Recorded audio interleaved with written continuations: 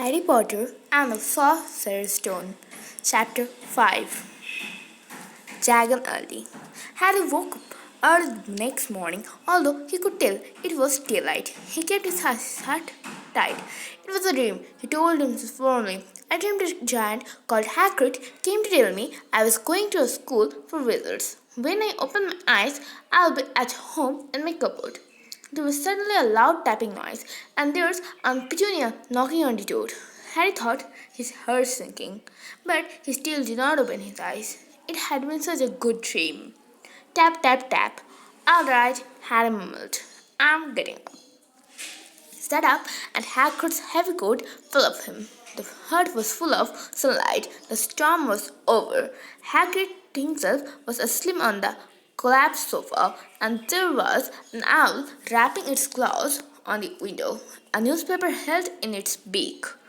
Harry scrambled to his feet, so happy he felt as though a large balloon was swelling inside him. He went straight to the window and chucked it open. The owl swooped it and dropped the newspaper on top of Hagrid, who did not wake up.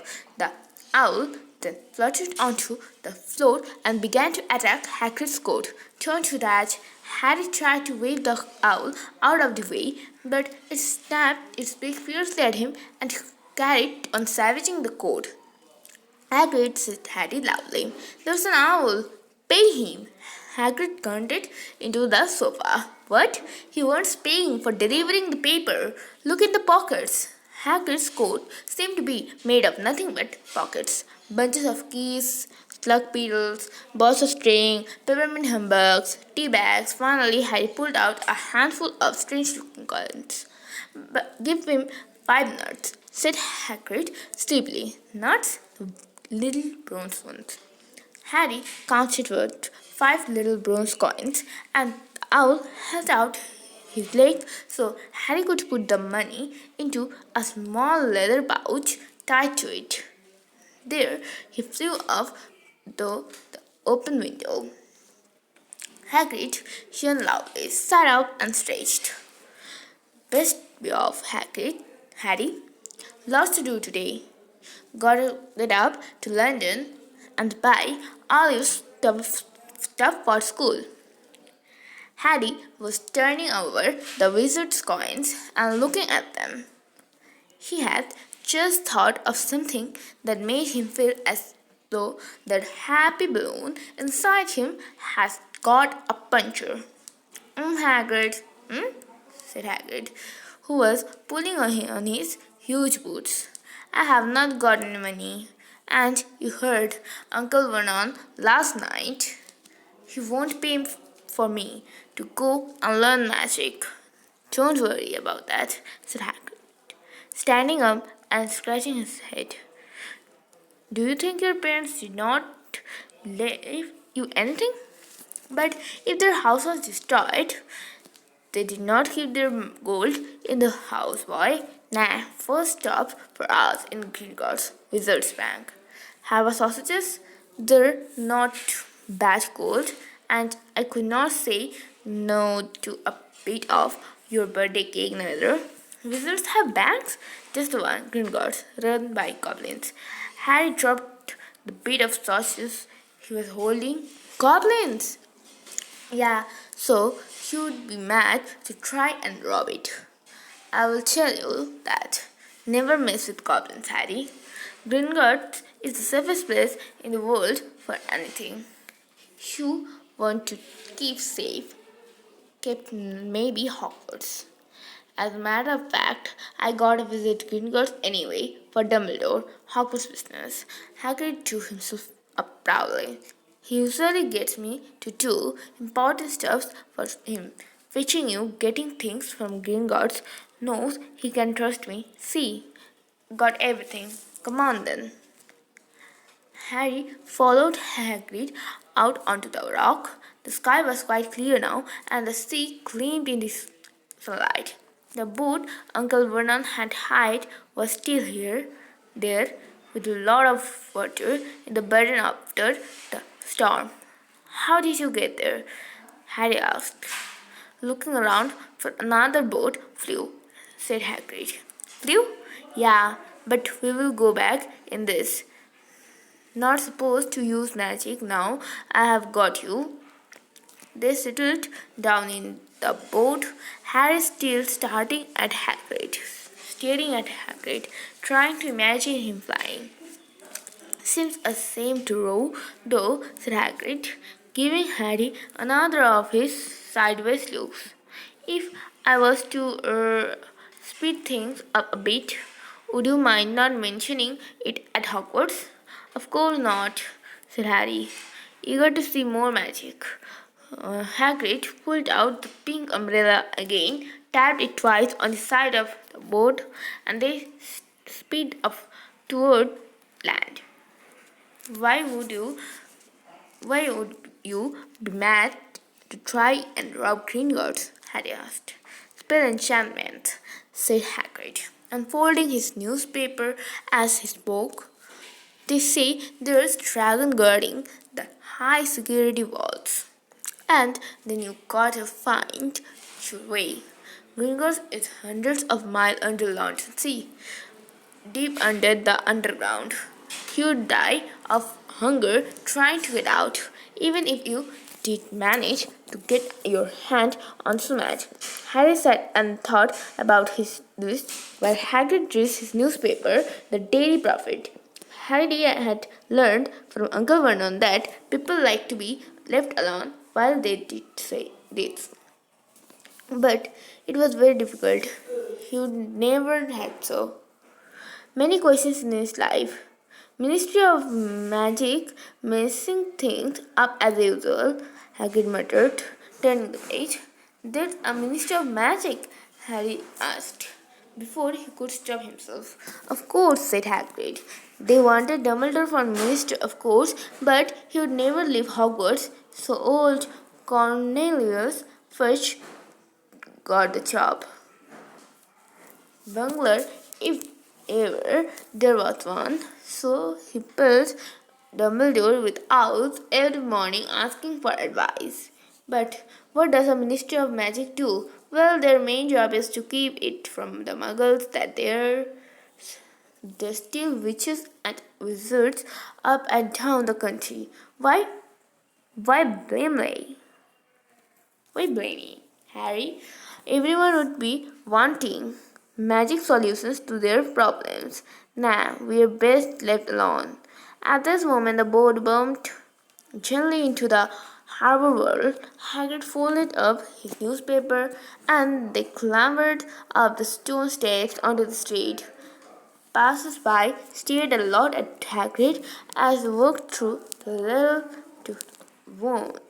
little town to the station. Harry could not blame them.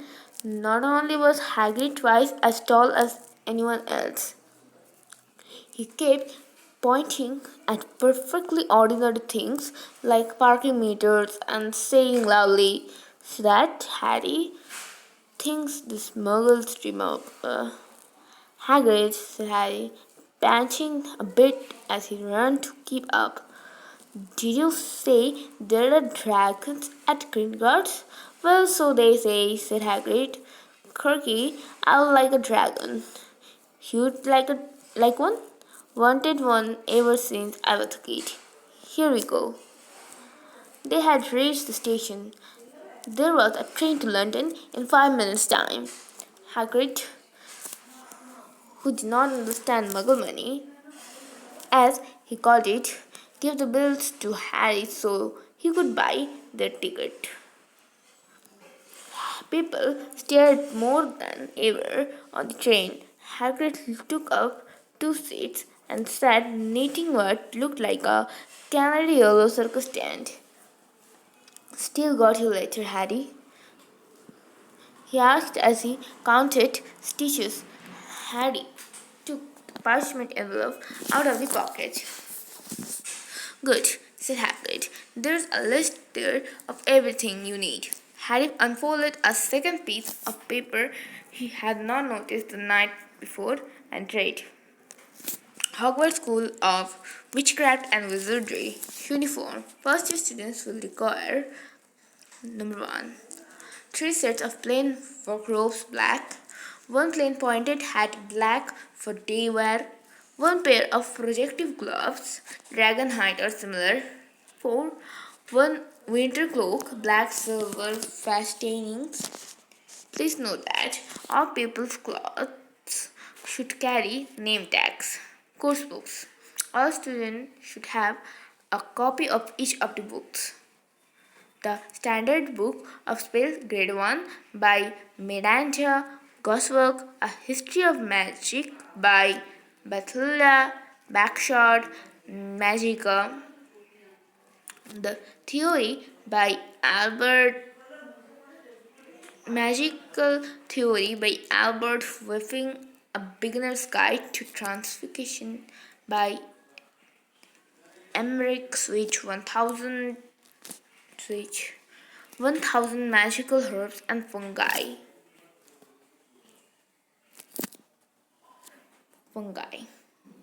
by Philolia Spore. Magical Drops and Potions by Alison Sugar. Fantastic Beasts and Where to Find Them by Nat Scamander. The Dark Forces, A Guide to Self-Protection by Quentin Trumbull. Other equipment: one wand, one cauldron, beetle, standard size tool, a set glass or crystal fields, one telescope, one set brass scales. Students may also bring an owl or a cat or a toad. Parents are reminded that fursuits are not allowed their own broomsticks. Can we buy all this in London? Harry wondered aloud. If you know where to go, said Hagrid. Harry had never been to London before. Although Hagrid seemed to know where he was going, he was obviously not used to getting there in an ordinary way. He got stuck in the ticket barrier on the underground and complained loudly that the seats were too small and the trains too slow. I don't know how the Muggles manage without magic, he said as they climbed a broken down escalator that led up to a bustling road lined with shops. Hagrid was so huge that he parted the crowd easily. All Harry had to do was keep close behind him. They passed bookshops and music stores, hamburger restaurants and cinemas. But now that looked as if it could sell you a magic wand. This was just an ordinary street full of ordinary people. Could there really be piles of wizard gold buried miles beneath them? Were there really shops that sold spellbooks and broomsticks? Might this not all be some huge joke that Dursleys had cooked up? If Harry had not known that the Dursleys had no sense of humor, he might have thought so, yet somehow, even though everything Hagrid had told him so far was unbelievable, Harry could not help trusting him. This is it. This is it, said Hagrid, coming to a halt. The Leaky Cauldron. It's a famous place. It was a tiny, grubby-looking pub. If Hagrid had not pointed it out, Harry could not have noticed it was there. The people hurrying by did not glance at it. Their eyes slid from the big book shop on one side to the record shop on the other, as if they could not see the leaky cauldron at all. In fact, Harry had the most peculiar feeling that only he and Hagrid could see it. Before he could mention this, Hagrid had steered him inside for a famous place. It was very dark and shabby. A few old women were sitting in a corner drinking tiny glasses of sherry. One of them was smoking a long pipe. A little man in a top hat was talking to the old bartender, who was quite bad and looked like a toothless walnut. The low burst of chatter stopped when they walked in. Everyone seemed to know Hagrid. They waved and smiled at him, and the bartender reached for a glass, saying the usual Hagrid, "Catch 'em, I'm on Hogwarts business," and said Hagrid, clapping his great hand on Harry's shoulder and making Harry's knees buckle. "Good Lord," said the bartender, peering at Harry. Can this be? The leaky cauldron has suddenly gone completely still and silent. "Bless my soul," whispered the old bartender. "Harry Potter, what an honor!" He hurried out from behind the bar, rustled toward Harry and seized his hand, tears in his eyes. "Welcome back, Mr. Potter. Welcome back." Harry did not know what to say. Everyone was looking at him. The old woman with the pipe was puffing on it without realizing it had gone out. Hagrid was beaming. Then there was a great scraping of chairs, and the next moment Harry found himself shaking hands with everyone in the leaky cauldron. "Doris Cockford, Mr. Potter, can't believe I'm meeting with you at last. So proud, Mr. Potter. I'm just so proud. Always wanted to shake with your hand. I'm all of a flutter. Delighted, Mr. Potter. Just can't tell you. Delighted. Diggle the name. Daedalus Diggle." "I have seen you before," said Hagrid, as Daedalus Diggle, top hat, fell off in his excitement. "You bowed to me once in a shop," he remembered. Cried Daedalus Diggle, looking around at everyone. "Did you hear that? He remembers me." Harry shook hands again and again. Doris Crockford kept coming back for more. A pale young man made his way forward, very nervously. One of his eyes was twitching. "Professor Quirrell," said Hagrid. "Harry, Professor Quirrell will be one of your teachers at Hogwarts." "Papa Potter," stammered Professor Quirrell, grasping Harry's hand. "Can't tell you how pleased I am to meet you." "What sort of magic do you teach, Professor Quirrell?"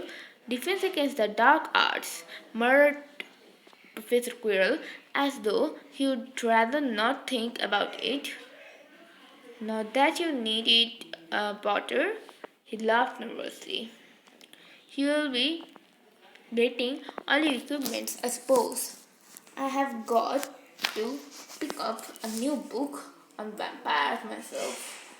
He looked terrified at the very thought, but the others would not let Professor Quirrell keep Harry to himself. It took almost 10 minutes to go away from all. At last, Hagrid managed to make himself heard over the babble. "Must go on, lost boy. Come on, Harry."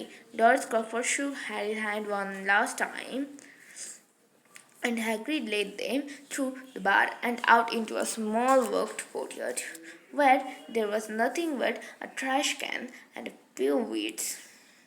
Hagrid grinned at Harry.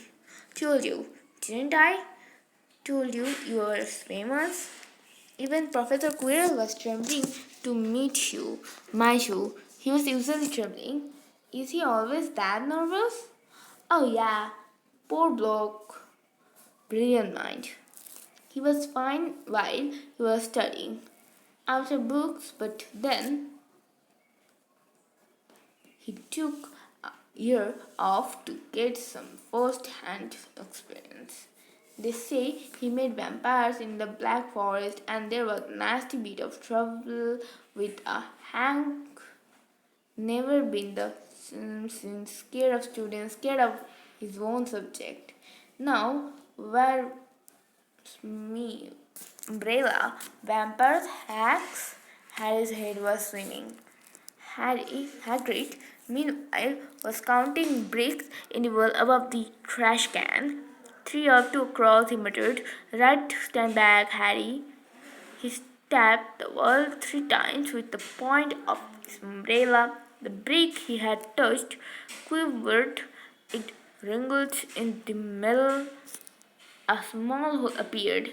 It grew wider and wider. A second later, they were facing an archway large enough even for Hagrid, an archway onto a curved street that twisted and turned out of sight. Welcome, said Hagrid, to diagonally. He grinned at Harry's amazement. They stepped through the archway. Harry looked quickly over his shoulder and saw the archway shrink its knot is instantly back into solitude. The sun shone brightly on a stack of cauldrons outside the nearest shop.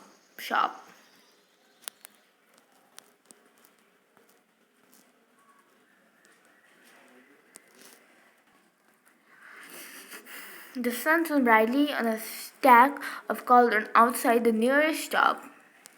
Cauldrons outside, copper, brass, peter, silver, self-trading collapsibles side, a sign hanging over them.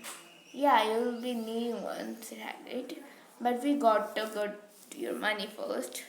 Harry wished he had about Harry wished he had about 8 more eyes. He turned his head in every direction as they walked up the street, trying to look at everything at once: the shops, the things outside them, the people doing their shopping, a plump woman outside an apothecary was shaking her head as they passed, saying, "Dragon silver, 16 sickles, and once." They're mad. A low, soft hooting came from a dark shop with a sign saying, "Alap's Owl Emporium, Johnny Stretch, Barn, Brown, and Stroney." Several boys about Harry. Each had their noses pressed against a window with broomsticks in it. "Look," Harry heard one of them say, "the new Nimbus 2000, first ever." There were shops selling telescopes and strange silver instruments Harry had never been before. Windows stacked with barrels of bat, spells, and screens and eels' eyes, tottering piles of spellbooks, quills, and rows of parchment, potion bottles, globes of the moon, ring guards that Hagrid. They had reached a snowy white building that towered over the cloth.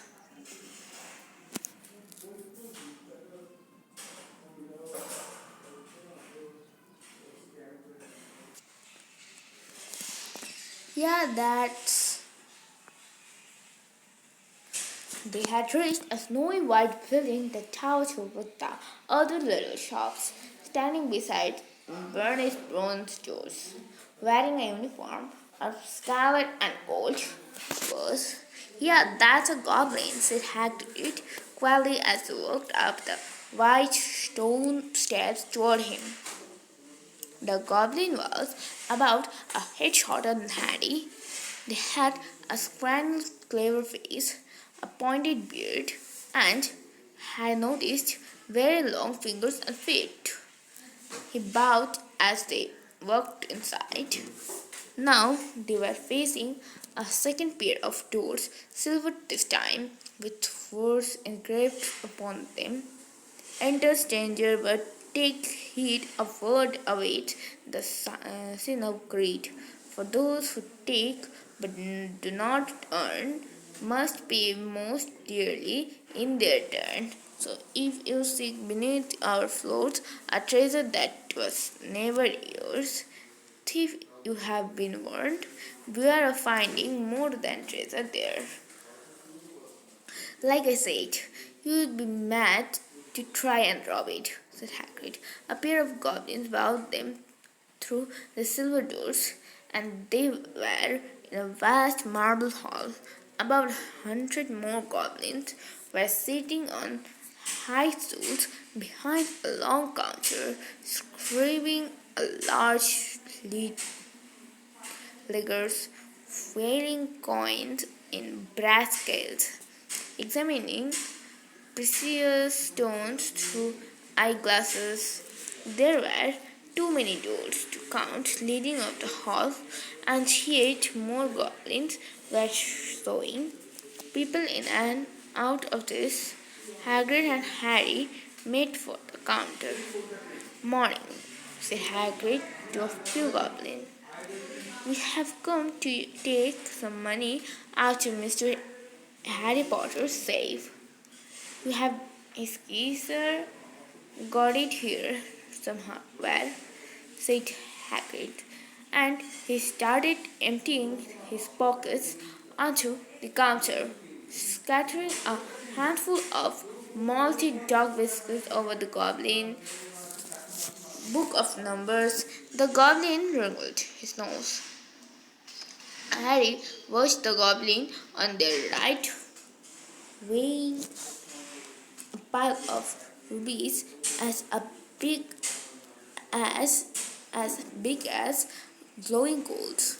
Got it, said Hagrid at last, holding up a tiny golden key. The goblin looked at it closely. That seemed to be in order. And I have also got a letter here from Professor Dumbledore, said Hagrid importantly, throwing out his chest. It's about the you know what in Vault 713. The goblin read the letter carefully. Very well, he said, handing it back to Hagrid. I will have someone to take you down to Bolt Vault. Griphook. Griphook was yet another goblin. Once Hagrid had crammed all the dog biscuits back inside his pockets, he and Harry followed Griphook toward one of the doors leading up the hall. What's the you know what in Vault 713? Harry asked. Can't tell you that, said Hagrid mysteriously. Very secret. Hogwarts business. Dumbledore trusted me more on my job. What to tell you what that? Griphook held the door open for them. Harry, who had expected more marble, was surprised. They were in a narrow stone passageway lit with flaming torches. It sloped steeply downward, and there were little railway tracks on the floor. Griphook whistled as a small cart came hurrying up the tracks toward them. They climbed in, Hagrid with some difficulty, and were off. At first they just hurtled through a maze of twisting passageway. Harry tried to remember left, right, left, middle, fork, right, left, but it was impossible. The rattling cart seemed to know its own way. Because Griphook was not steering, Harry's eyes stung as the cold air rushed past them. But he kept them wide open. Once he thought he saw a burst of fire at the end of the passageway and twisted around to see if it was a dragon, but too late. They plunged even deeper, passing an underground lake where huge stalactites and stalagmites grew from the ceiling and floor. I never know. Harry called to Hagrid over the noise of the cart. What's the difference between a stalagmite and a stalactite? Stalagmite got an in it.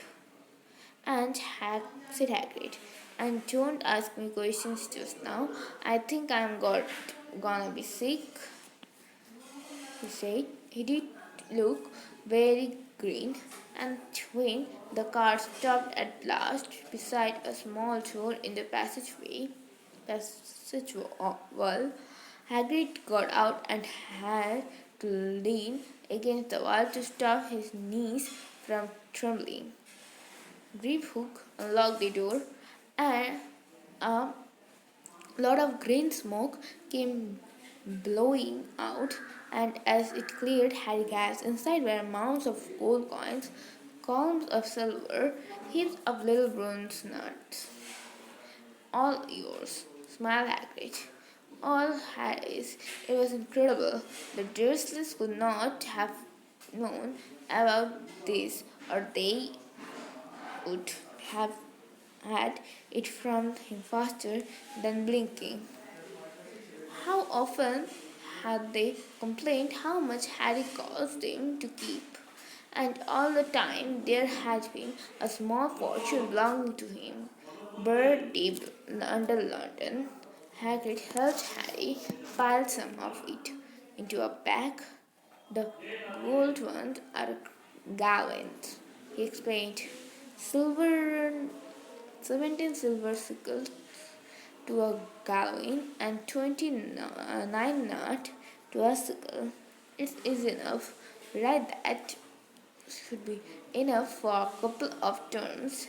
We will keep the rest safe for you. He turned to Greyhook. Well, 713 now, please.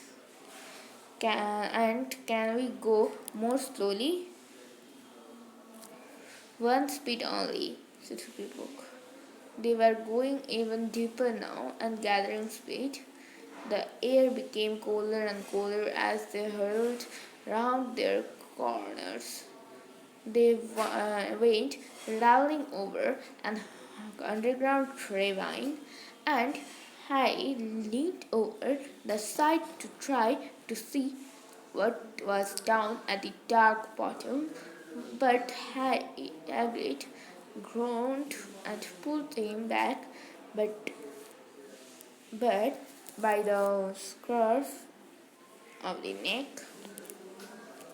Wall 713 had no keyhole. Stand back, said importantly.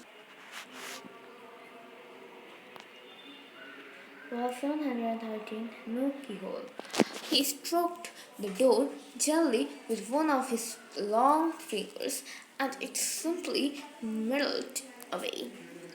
If anyone but a Gringotts goblin tried that, they would be sucked through the door and trapped in there, said Grimlock. How often do you check to see if anyone's inside? Harry asked. About once every 10 years, said Grimlock, with a rather nasty grin. Something really extraordinary had to be inside this top security vault, Harry was sure, and he leaned forward eagerly, expecting to see fabulous jewels at the very least. But at first he thought it was empty. Then he noticed a cruel little package wrapped up in broken paper lying on the floor. Hagrid picked it up and chuckled it deep inside his coat. Had longed to know what it was, but knew better than to ask. Come on, back it this infernal card, and don't talk to me on the way back. It's best if I keep my mouth shut, said Hagrid. One wild card.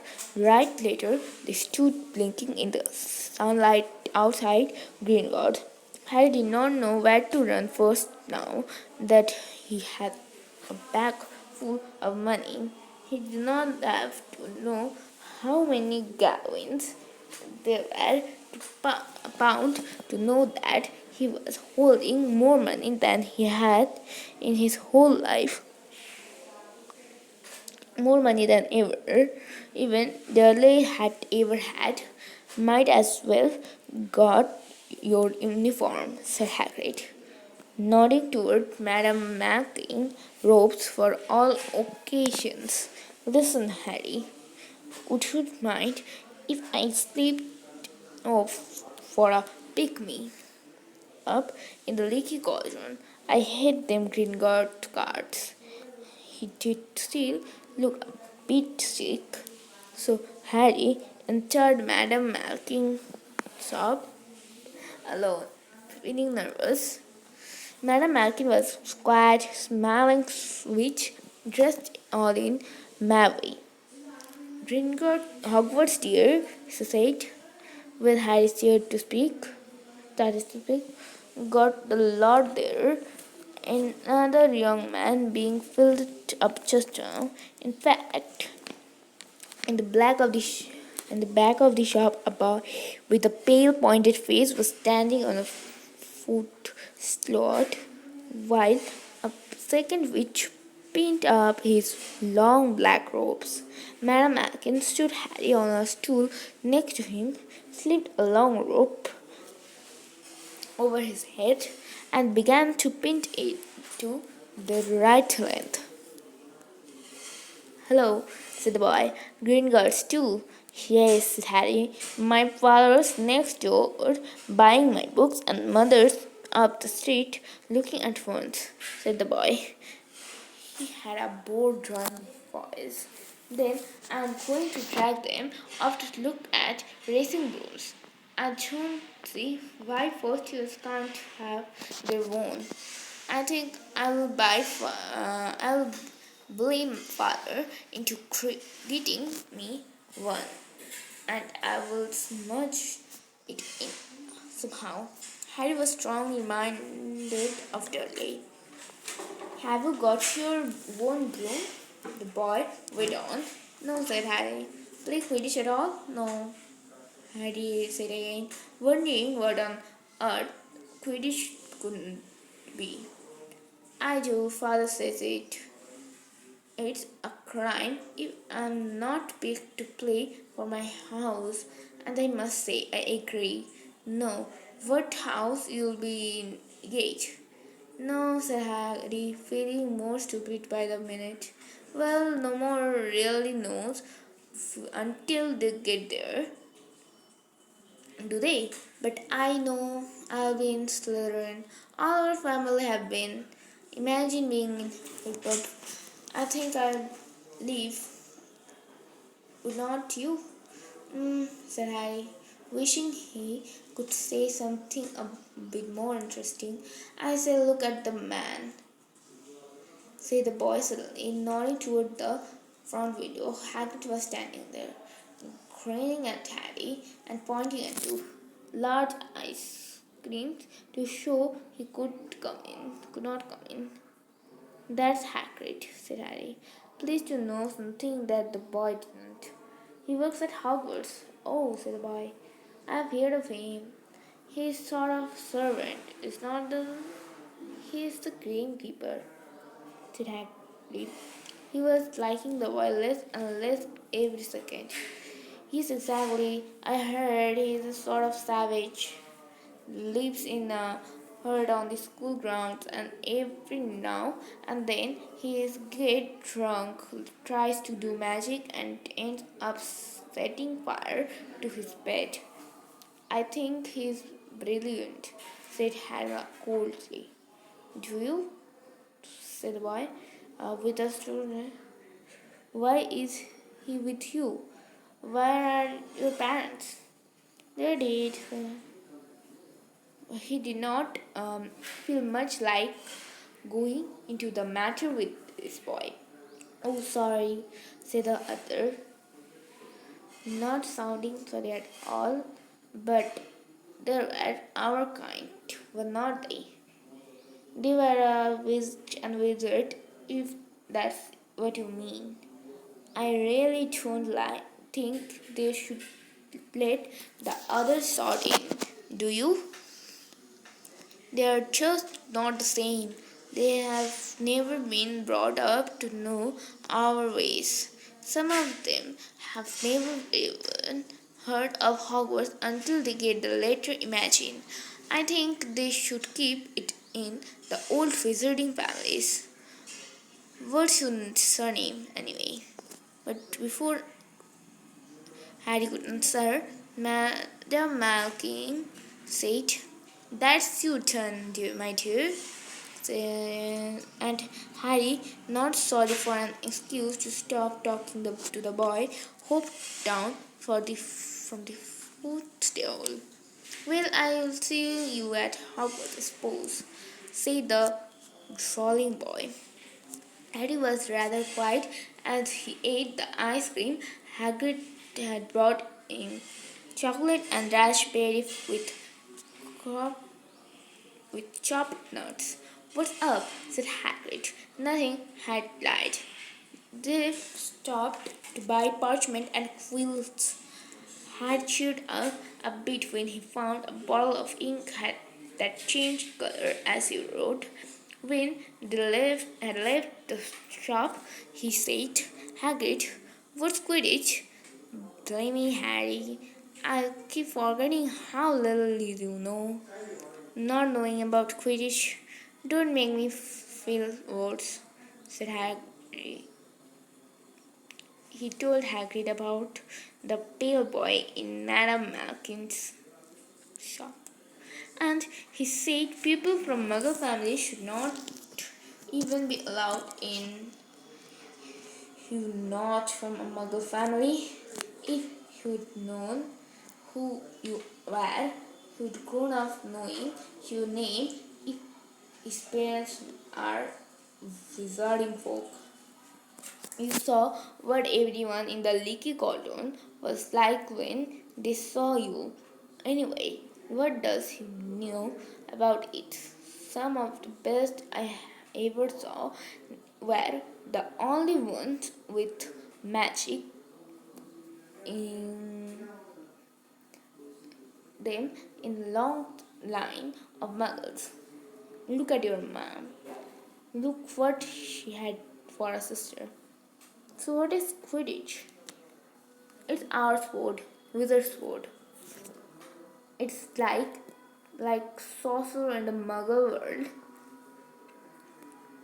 Everyone follows Quidditch.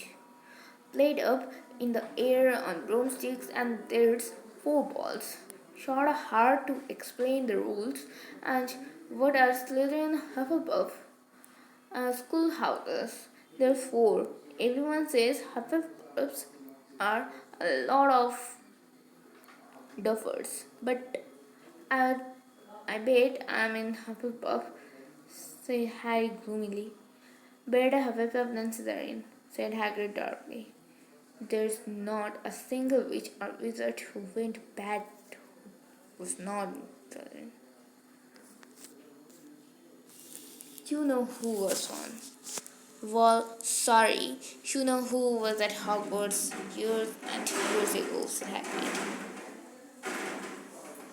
They bought Harry school books in a shop called Flourish and Blots, where the suits we are stashed the ceiling with books as large as paving stones, bound in leather, books the size of postage stamps in cover of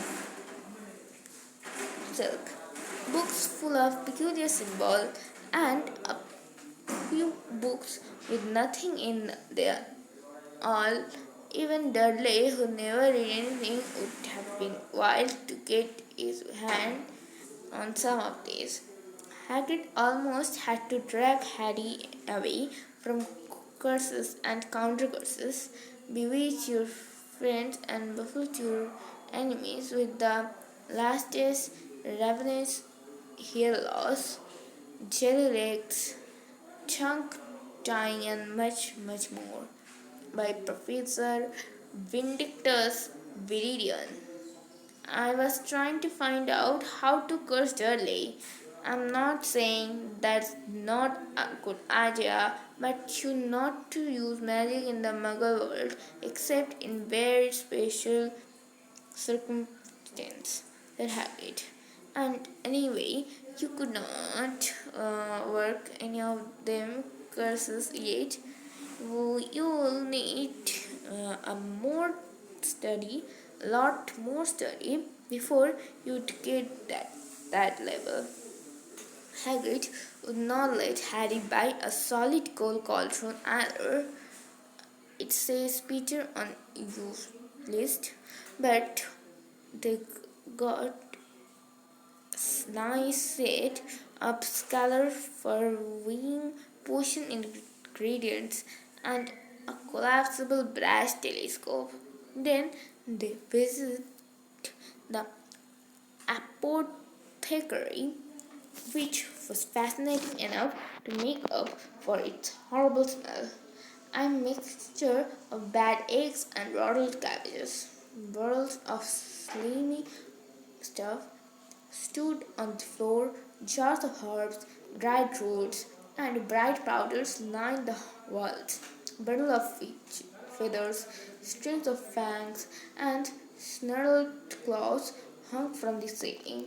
While Hagrid asked the man behind the counter for a supply of magic basic potion ingredients for Harry, Harry himself examined silver unicorn horns at 21 gallons each and minuscule glittery black beetle eyes, 5 nuts a scoop. Outside the um, apothecary, Hagrid checked Harry's list again. Just one left. Oh, you and I still have not got your birthday present. Harry felt himself great. You don't have to. I know I don't have to tell you what. Um, I'll get your animal. Not a toad. Toads went out of fashion years ago. You'd be laughed at. And I don't like cats. They make me sneeze. I will get you an owl. All kids want owls. They are dead useful. Carry your mail and everything. 20 minutes later, they left Iloop's owl's emporium, which had been dark and full of rustling and flickering jewel bright eyes. Harry now carried a large cage that held a beautiful snowy owl. While asleep with her head under her wing, he could not stop stammering his thanks, sounding just like Professor Quirrell. Don't mention it, said Hagrid gruffly. Don't expect we had a lot of presents from from them Dursleys. Just Ollivander left one place for once. Ollivanders, and you got to have the best wand. A magic wand? This was what Harry had been really looking forward to. The last shop was narrow and shabby, peeling gold letters over the door read Ollivander, makers of fine wands since 382 BC. A single wand lay on a faded purple cushion in the dusty window. A tinkling bell rang somewhere in the depths of the shop as they stepped inside. It was a tiny place, empty except for a single spindly chair that Hagrid sat on to wait. Harry felt strangely as though he had entered a very strict library. He swallowed a lot of new questions that had just occurred to him, and I looked instead at the thousands of narrow boxes piled nearly right up to the ceiling. For some reason, the back of his neck prickled. The very dust and silence in here seemed to tingle with some secret MacDuke. Good afternoon, said a soft voice. Had jumped. Hagrid must have jumped too, because there were a loud crunching noise, and he got quickly off the springy chair, and old man was standing before them, his wide, pale eyes singing like moons through the gloom of the shop. "Hello," said Harry abruptly. "Ah, yes, man, yes, yes. I thought I'd be seeing you soon, Harry Potter." It was not a question. "You have your mother's eyes. It seemed only yesterday she was in here herself, buying her first wand, 10 1/4 inches long, squeezy, made of willow. Nice wand for charm work." Mr. Oliver moved closer to Harry. Harry wished he would blink, whose eyes, silvery eyes blink, blink. Those silvery eyes were a bit creepy. Your father, on the other hand, favored a mahogany wand, even inches people, 11 inches people, a little more power, and excellent for transfiguration. Well, I say your father favored it. It's really the one that chooses the wizard, of course. Mr. Ollivander had come so close that he and Harry were almost nose to nose. Harry could see himself reflected in those misty eyes. And that's where Mr. Ollivander touched the lighting scar on Harry's forehead with a long white finger. "I'm sorry to say I sold the one that did it," he said softly. 13 1/2 inches. Yeah, powerful one. Very powerful. And in those strong hands, well, if I would known what that one was going out into the world to do. He shook his head and then to Harry's really spotted Hagrid. Rivers Hagrid, how nice to see you again. Oh, 16 inches, rather bendy, was not it? It was so, yes, said Hagrid. Good one, that one. But I suppose they snapped it in halfway. You got expelled, said Mr. Ollivander, suddenly stern. "Oh, yes, they did, yes," said Hagrid, stuffing his weight. "I've still got the pieces, though," he hate bravely. "But you don't use them," said Mr. Ollivander. "Oh, no, sir," said Hagrid quickly. Harry noticed he gripped his pink umbrella very tightly as he spoke. Said Mr. Ollivander, giving Harry a piercing look.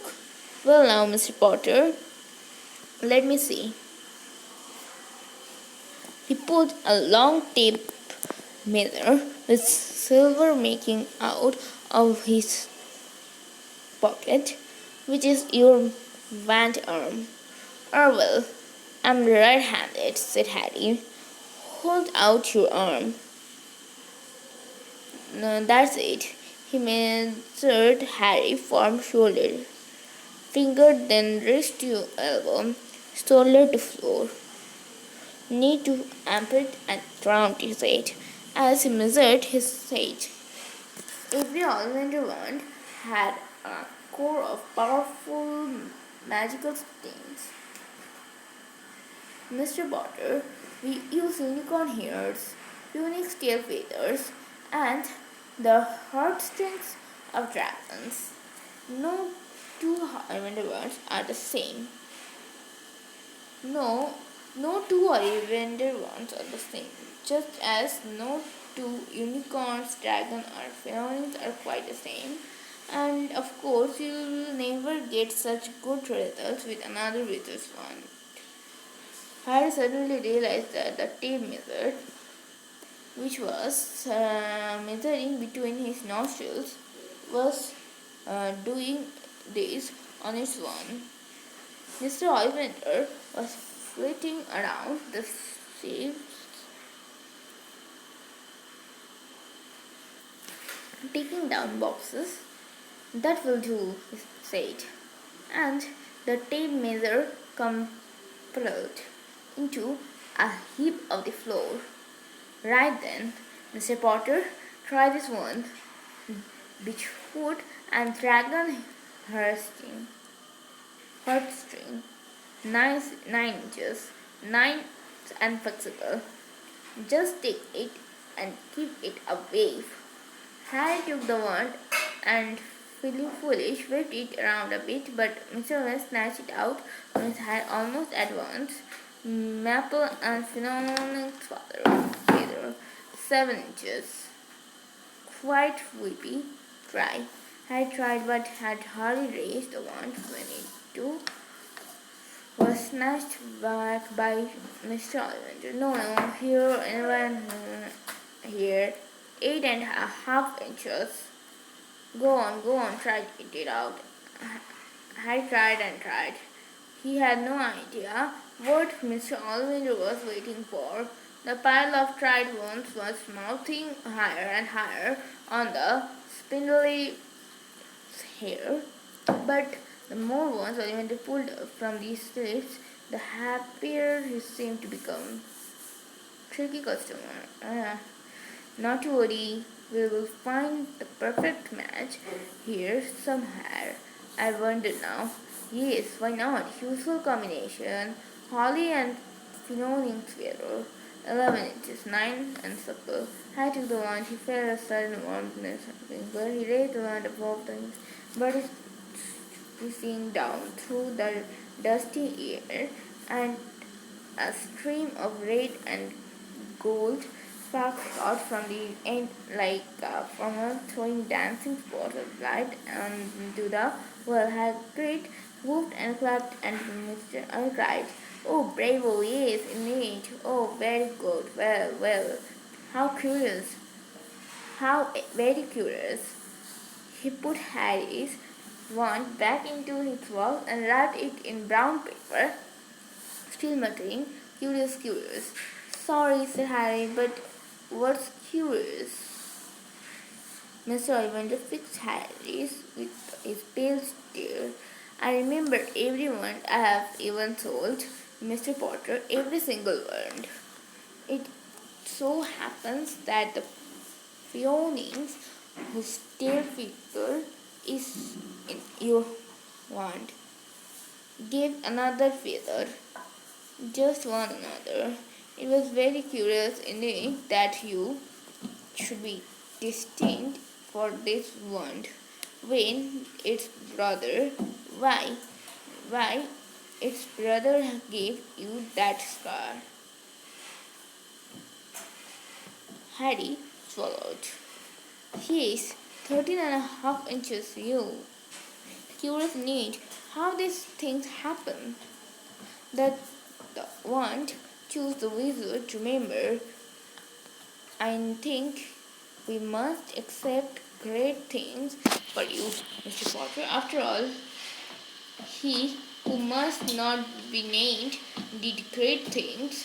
Terrible, yes, but great." Harry shivered, but he was not sure he liked Mr. Ollivander too much. He paid 7 gold gallons for his wand, and Mr. Ollivander bought them from the shop. The late afternoon sun hung low in the sky as Harry and Hagrid made their way back down diagonally, through the wall, back through the leaky cauldron, now empty. Harry did not speak at all as he walked down the road. He did not even notice how much people were gawking at them on the underground. laden as they were with all their funny shaped packages. With the snowy owl asleep in its cage on Harry's lap, up another escalator out into Paddington Station. Harry only realized where they were when Hagrid tapped him on the shoulder. Got time for a bite to eat before your train leaves, he said. He bought Harry a hamburger and they sat down on plastic seats to eat them. Harry kept looking around. Everyone looked so strange. Somehow, you were right, Harry. Yeah, you very quiet, said Hagrid. Harry was not sure he could explain. He would just had best birthday of his life and yet he chewed his hamburger, trying to find the words. Everyone thinks I'm some special, he said at last. All those people in the leaky cauldron, Miss Professor Quirrell, Mr. Ollivander, but I don't know anything about magic at all. How can they accept great things? I'm famous and I can't even remember what I am famous for. I don't know what happened when I mean the night my parents died. Harry leaned across the table. Behind the wild beard and eyebrows, he wore a very kind smile. Don't you worry, Harry. You'll learn fast enough. Everyone starts at the beginning at Hogwarts. You'll be just fine. Just be yourself. I know it's hard. You have been singled out, and that's always hard. But you will have a great time at Hogwarts. I did, still do. Matter of fact, Hagrid helped Harry onto the train that would take him back to the Dursleys, then handed him an envelope. Your ticket for Hogwarts, he said. 4th of September, King's Cross. It's all on your ticket. Any problem with the Dursleys? Send me a letter with your owl. You'll know where to find me. See you soon, Harry. The train pulled out of the station. Harry wanted to watch Harry until he was out of sight. He rose into the seat and pressed his nose against the window, but he blinked and Hagrid had gone.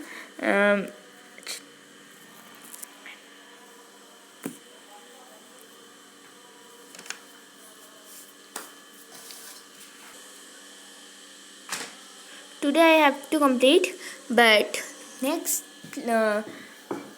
day we will learn about the chapter 6 of Harry Potter and the Sorcerer's Stone.